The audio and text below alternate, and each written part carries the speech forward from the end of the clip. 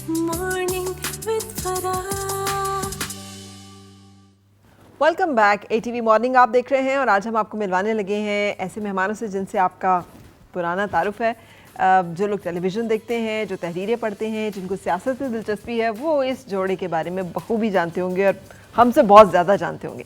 इसलिए कि ताल्लुक़ तो जो है मेरे मेहमान का एक ऐसी फैमिली के साथ जो दोनों पढ़े लिखे, एक स्ट्रगलिंग मिडिल क्लास, दोनों पढ़ाने वाले लोग, वालिद भी उस्ताद, वालदा भी जो है प्रोफेसर, और फिर उनकी आपस की मोहब्बत की शादी और उसकी जो है ये बहन भाई इस मोहब्बत के एक घराने में परवान चढ़े।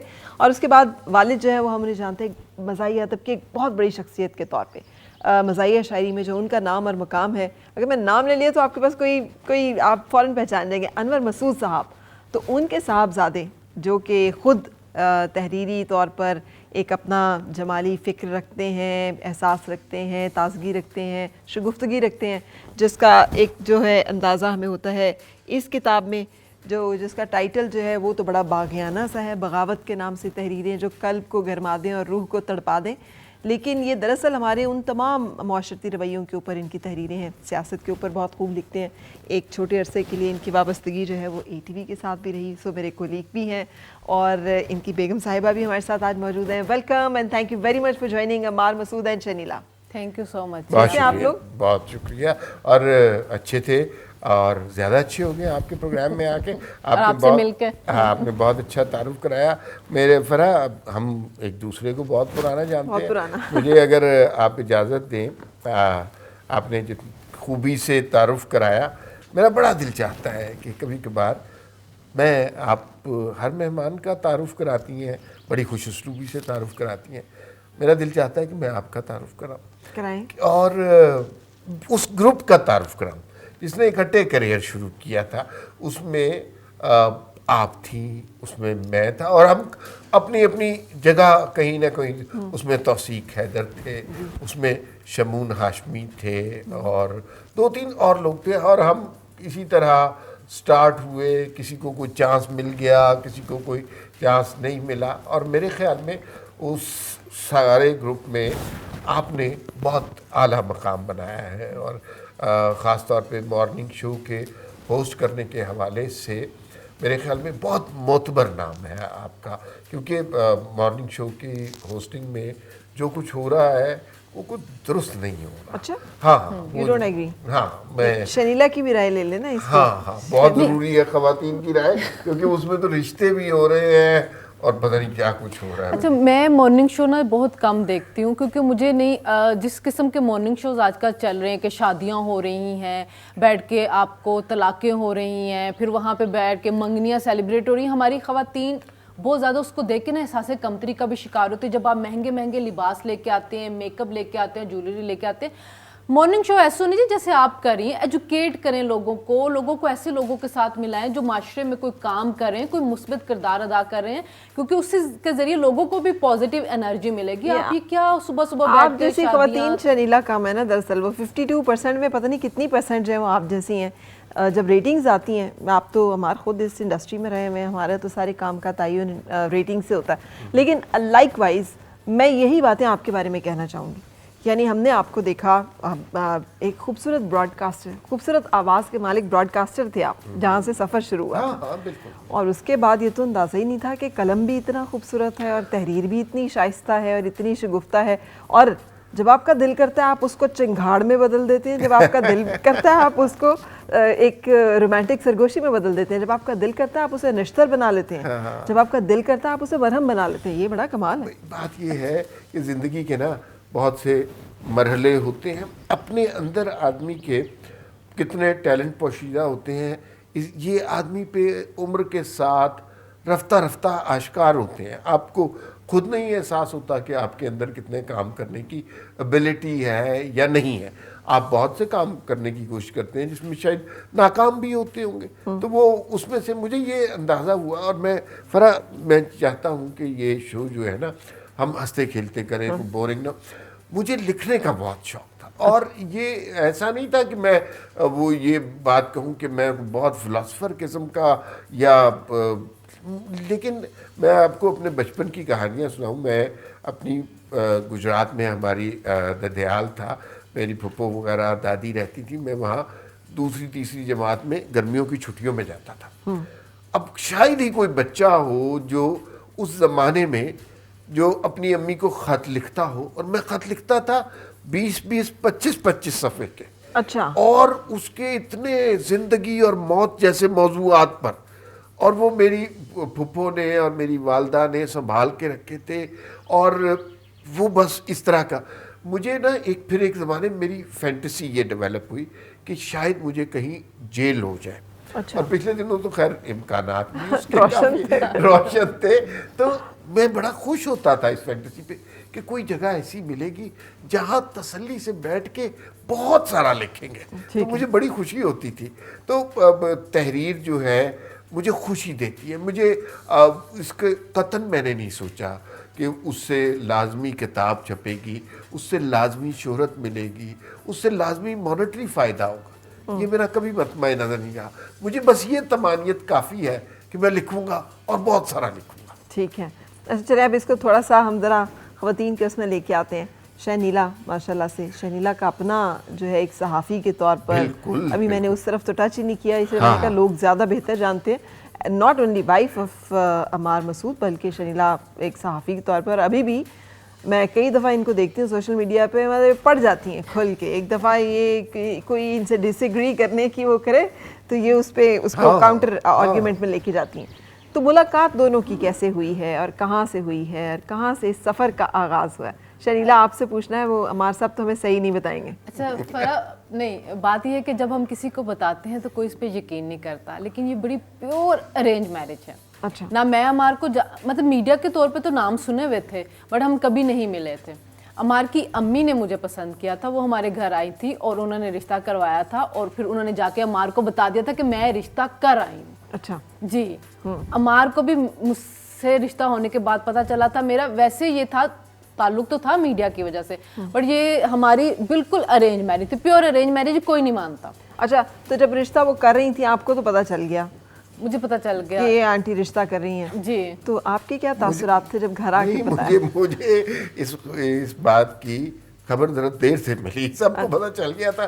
तो जाहिर है मेरी हमारे घर में और आम घरों में यही रवाज होता है, जब वालदा ने कोई बात कह दी फिर कह दी तो ख़त्म ही हो गई बात। लेकिन जो आपका इब्तदाई सवाल था ना कि शनीला और ख़ासतौर पर ये सहाफ़ी हैं। अच्छा, जो मैंने पहले ग्रुप का जिक्र किया जिसमें आप, मैं, तौसीक, शमूम वगैरह, हम में से कोई सहाफ़ी बाकायदा ठोक के सहाफ़ी नहीं था। अब मीडिया से ताल्लुक़ रखते सारे, लेकिन सहाफ़ी नहीं था।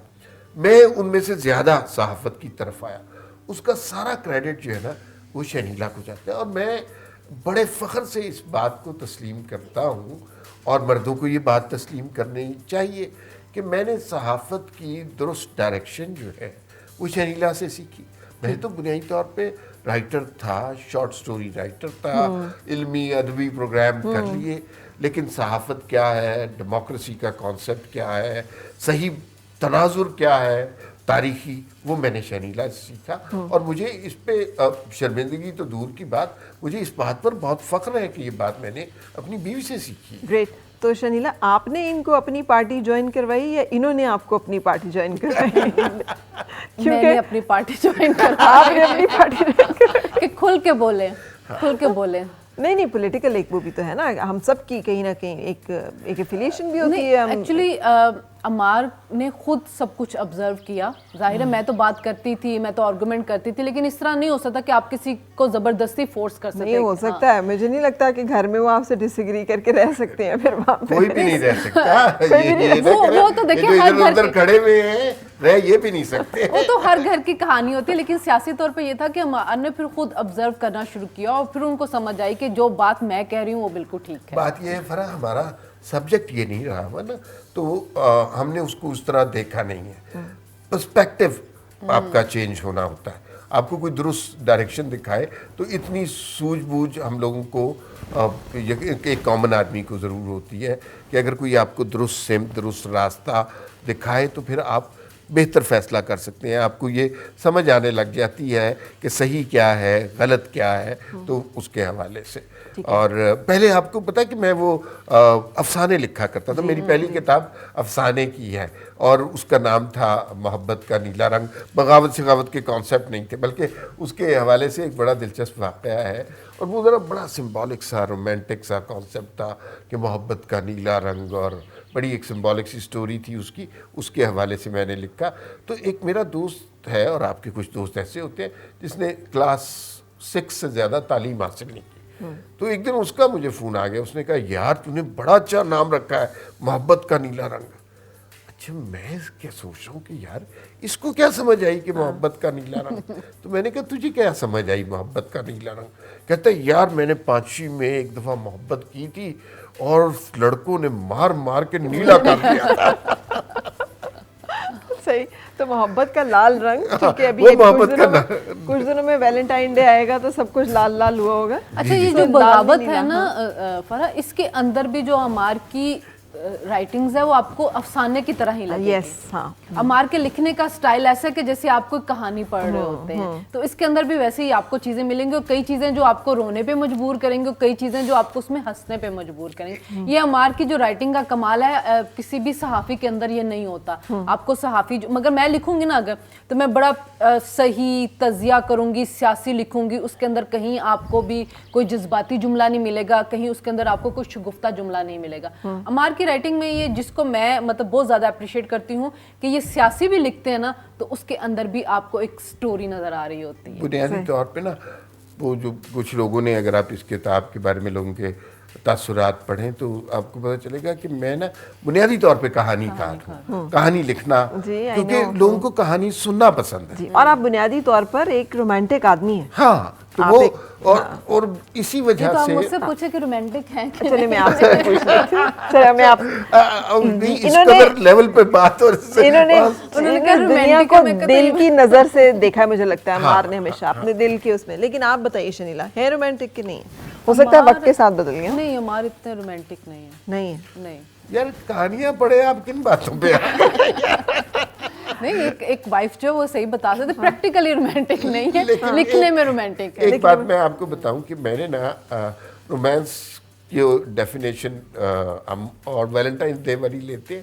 لیکن رومانس کا مطلب میں یہ سمجھتا ہوں کہ جذبوں کو شدت سے محسوس کرنا یا اس کی انٹینسٹی کو ایگریویٹ کرنا۔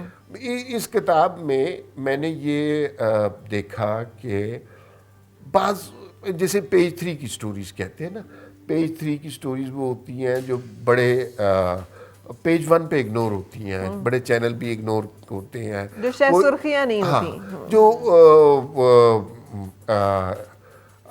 عام نظروں سے اوجھل رہتی ہیں۔ میں نے ان پہ بہت کام کیا ہے، میرے لیے وہ ایک آدمی کی کہانی بہت عام ہوتی ہے، اور پھر اس کہانی کو میں نے مختلف طریقوں سے بنا ہے، اور اس کی تمام تر شیڈز، کانوٹیشنز اور اینگل سے اس کو سوچا ہے۔ وہ کہانی اگر کوئی اور شخص لکھتا، اخبار میں لکھتا، تو ایک سطر میں بھی لکھی جا سکتی تھی۔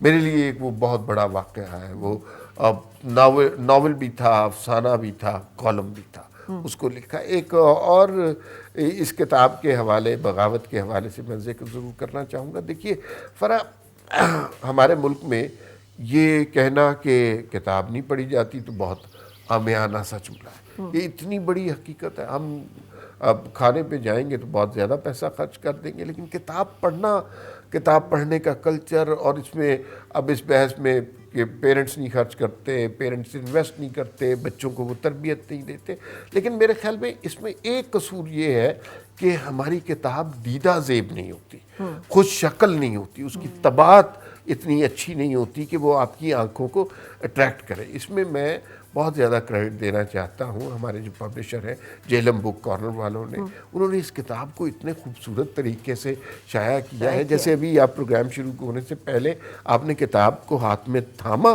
اور آپ نے کہا کہ یہ میرے سے چھوڑی نہیں جا رہی. تو اس میں اس کی لیکن اٹریکشن, اس میں آپ کی رائٹنگ کا کمال تھا. میں نے ابھی وہ ناشر کی تعریف میں نے آپ کی, لیکن اب مجھے شنیلا کا سمجھ آ گیا معاملہ. شنیلا کیا کہہ رہی ہے, وہ دل کی بات کرتی ہیں, آپ کام کی بات کرتے ہیں, ہے نا. تو یہ گھر میں یہ معاملہ پھر کیسے چلتا ہے کہ مطلب گھر تو گھر ہوتا ہے, وہاں پر تو it has to be a normal life. So Shanila اس کو نارمل رکھنا از یور جاب. دیکھیے آپ سے میری دوستی پرانی ہے, آپ کا ووٹ میری طرف ہونا چاہیے. گھر میں یہ مجھے ایسا لگتا ہے کہ فرح, میں لوگوں کو بھی کہتی ہوں کہ ہم دونوں نا ایک نارمل میاں بیوی جیسے ہوتے ہیں نا, ہم وہ نہیں ہیں. ہم دو سیاسی تجزیہ نگار ایک گھر میں بیٹھے ہیں. Oh my goodness. ہمارا زیادہ تر ٹائم جو ہوتا ہے نا وہ اسی چیز کے اوپر 8 o'clock والا شو چل رہا ہوتا ہے, پھر سارا دن یہی چلتا ہے جب ہم گھر پہ ہوتے ہیں. وہ کیونکہ ہر ٹائم آپ کے پاس کوئی نہ کوئی خبر آ رہی ہوتی ہے اور اس خبر کے اوپر ہم ڈسکشن کر رہے ہوتے ہیں. اور سم ٹائم میں اس چیز کو مس بھی کرتی ہوں کہ تھوڑی نارمل لائف ہونی چاہیے. کوئی لانگ ڈرائیو پہ نکلیں, کچھ اپنی باتیں کریں. نہیں, ہم لانگ ڈرائیو پہ بھی جائیں گے تو سیاست ڈسکس ہو رہی ہے, ہم گھر میں بھی بیٹھے ہوں گے تو سیاست ڈسکس ہو رہی ہوتی ہے. ہم کہیں ڈنر پہ بھی چلے جائیں نا آپس میں دونوں کے, کبھی چلے آج ڈنر پہ چلتے ہیں, وہاں پہ بھی جا کے موبائل کے اوپر کوئی خبر آ گئی تو ہم اس کو ڈسکس کر رہے ہوتے ہیں.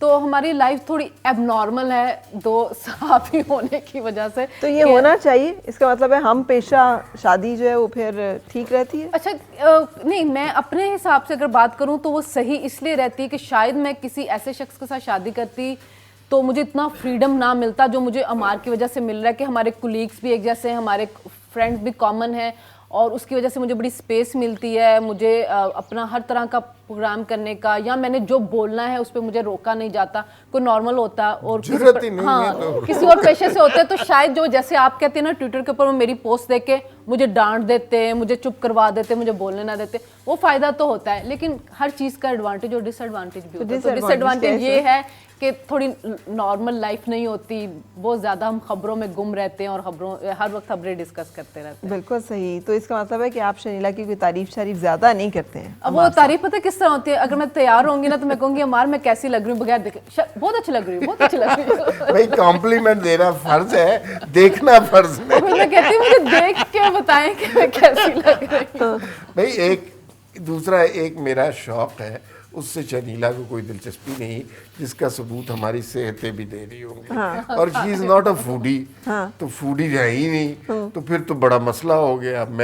ہماری زندگی کا آدھا شوق تو وہی ختم ہو گیا. مجھے شوق ہے کہ نئی نئی چیزیں ٹرائی کریں, نئے نئے ریسٹورنٹ کریں. شنیلا جیسے لوگ وہ ہیں کہ رات کو آدھا سیب کھا لیا اور کہا چلو اب ڈنر کی کیا ضرورت ہے.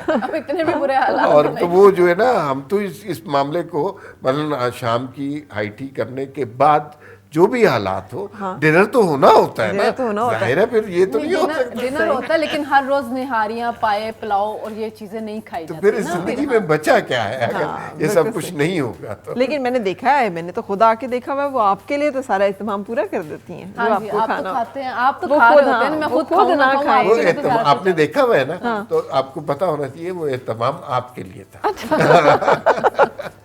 لیکن آپ کو کھانے کی آزادی تو ملی ہوئی تھی نا, آپ کھا رہے تھے تب. بالکل صحیح. ہم یہاں پہ رکیں گے, ایک بریک کا وقت ہے, بریک کے بعد ہم دوبارہ کنٹینیو کریں گے. Stay with us. مسکرائے اور مل کے گنگنائے ہیں گمشدہ جو خوشیاں ساری وہ ڈھونڈ لائے. آؤ پھر سے مسکرائے, مارننگ وتھ فرا.